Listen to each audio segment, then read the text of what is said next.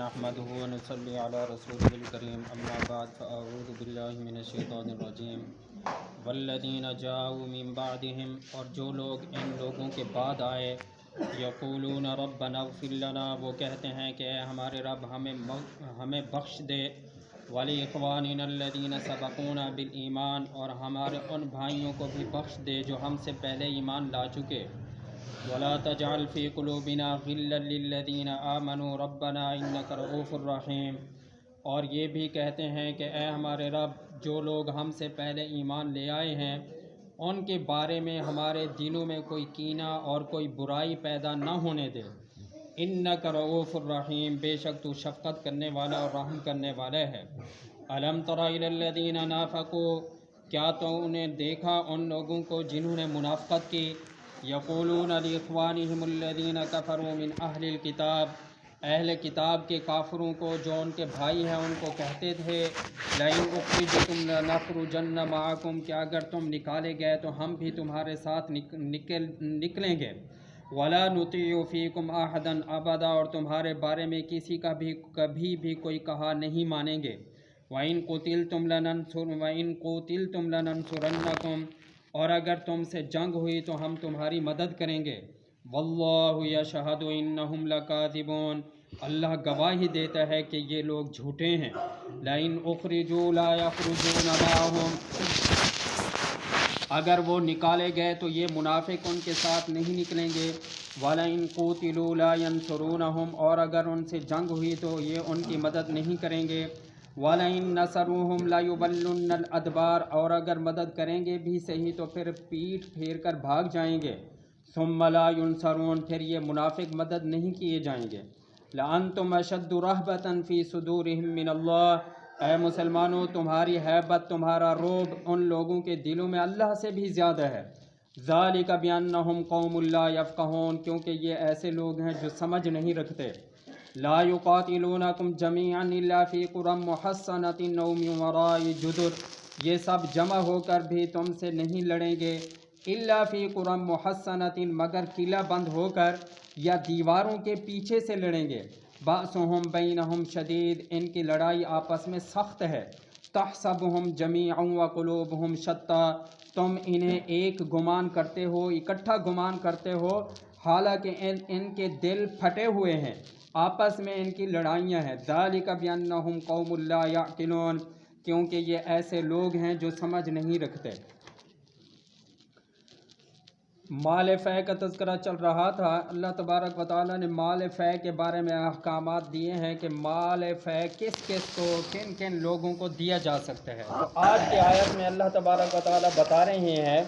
کہ صحابہ کرام کے بعد، انصار اور مہاجرین کے بعد مال فے جن لوگوں کو دیا جا سکتا ہے وہ نیکوکار لوگ ہیں، متقی پرہیزگار لوگ ہیں، ایمان والے لوگ ہیں، اور خاص طور پر ترغیباً یہ بات ارشاد فرمائی گئی ہے کہ ان لوگوں کو یہ مال غنیمت دینا چاہیے جو سابقہ لوگوں کے ساتھ بغض، عناد، حسد، کینہ نہیں رکھتے، دوسرے لفظوں میں یوں کہا جا سکتا ہے کہ ایسے لوگ جو صحابہ کرام کے ساتھ نفرت نہیں کرتے، صحابہ کرام کا بغض، ان کے ساتھ کینہ اپنے دلوں میں نہیں رکھتے، بلکہ اپنے دلوں کو صحابہ کرام کے متعلق صاف اور پاک رکھتے ہیں اور ضرورت مند بھی ہوتے ہیں، تو ایسے لوگوں کو بیت المال سے خدمت ان کی کرنی چاہیے، ان کو مال فے سے حصہ دینا چاہیے۔ اس کے ساتھ ساتھ اللہ تعالیٰ نے کچھ منافقین کا تذکرہ فرمایا ہے، یہ منافقین کا تذکرہ وہی ہے جس طرح کہ میں نے آپ کو شروع میں سورت کے شروع میں بتا دیا تھا کہ اللہ تبارک و تعالیٰ نے آپ صلی اللہ علیہ وسلم کو فرمایا کہ یہ بنو نذیر کے جو لوگ ہیں یہ تمہارے ساتھ منافقت کرتے ہیں، لہٰذا یہ ان کے گھراؤ کرو، ان کے اوپر حملہ کرو اور ان کو مدینہ منورہ سے نکال دو۔ آپ صلی اللہ علیہ وسلم نے ان کو جلا وطن کر دیا، تو جب آپ صلی اللہ علیہ وسلم اور صحابہ کرام ان کے اوپر حملہ کرنا چاہتے تھے، اسی دوران منافقین کو پتہ چلا، کیونکہ منافقین بھی مسلمانوں کے ساتھ لڑے ہوئے تھے، ان کو پتہ چلا کہ مسلمان ان کے اوپر حملہ کرنے والے ہیں،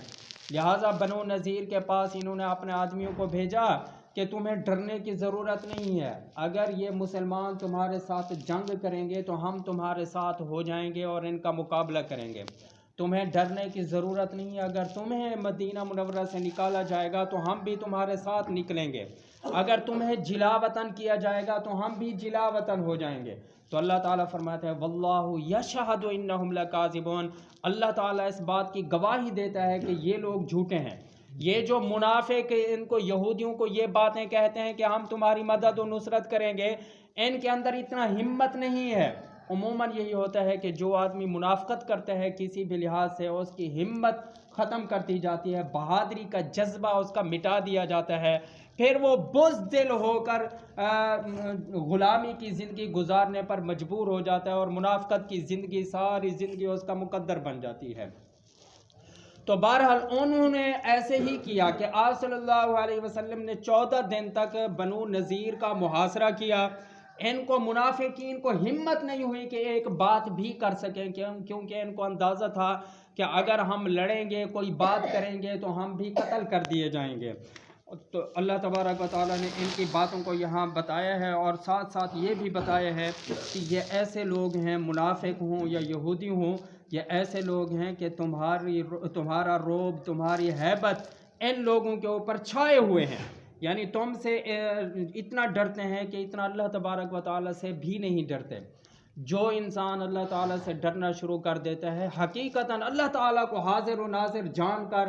ہر کام اسی کے ڈر کے ساتھ کرتا ہے، تو ایسے انسان کو پھر اللہ تعالیٰ کے ماں سوا کسی اور سے ڈرنے کی ضرورت نہیں ہوتی۔ لیکن جو لوگ اللہ سے نہیں ڈرتے، اللہ تعالیٰ سے لوگوں سے چوری چھپے برائیاں کرتے رہتے ہیں، تو پھر وہ لوگوں سے ساری زندگی ڈرتے رہتے ہیں۔ ایسے لوگوں کا مقدر لوگوں سے ڈرنا ہوتا ہے ساری زندگی۔ بے شک اللہ تبارک و تعالیٰ کا ڈر اپنے دل میں پیدا نہیں کرتے، تو پھر لوگوں کا ڈر ان لوگوں کے دلوں میں پیدا ہو جاتا ہے۔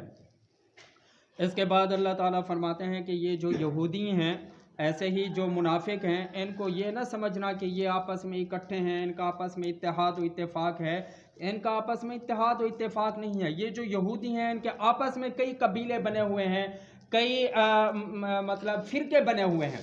اور یہ جو یہودی ہیں تم ان کو گمان کرتے ہو کہ شاید یہ سارے اکٹھے ہو کر تمہارا مقابلہ کریں گے، ایسے نہیں ہوگا کہ سارے اکٹھے ہو کر تمہارا مقابلہ نہیں کر سکیں گے، کیونکہ ان کے دل جدا جدا ہیں۔ یہ ایک دوسرے کے ساتھ حسد رکھتے ہیں، ایک دوسرے کے ساتھ بغض رکھتے ہیں، ایک دوسرے کے ساتھ کینہ رکھتے ہیں، اور یہ جو ایک دوسرے کے ساتھ حسد بغض کینہ رکھنا ہے، یہ بات انسانوں کو،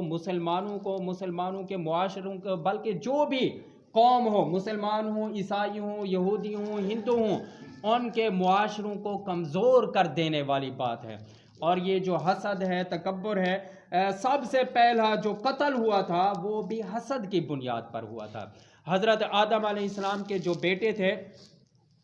حابیل اور قابیل، ان کا آپس میں حسد پیدا ہو گیا تھا، تو حسد کی وجہ سے ایک بھائی نے دوسرے بھائی کو قتل کر دیا۔ اور یہ جو تکبر ہے یہ بھی بڑی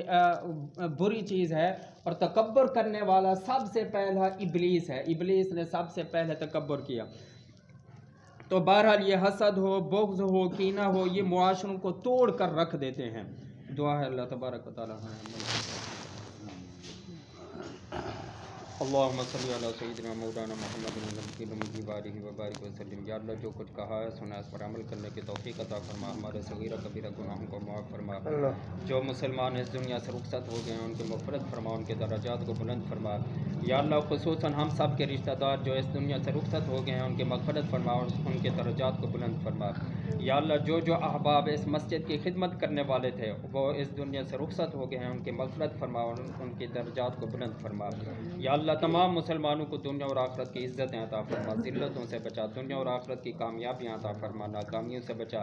دنیا اور آخرت کی نعمتیں عطا فرما، ناکامیوں سے بچا۔ یا اللہ تمام مسلمانوں کو آپس میں پیار، محبت، الفت، اتحاد و اتفاق نصیب فرما، لڑائی جھگڑے اختلافات سے محفوظ فرما۔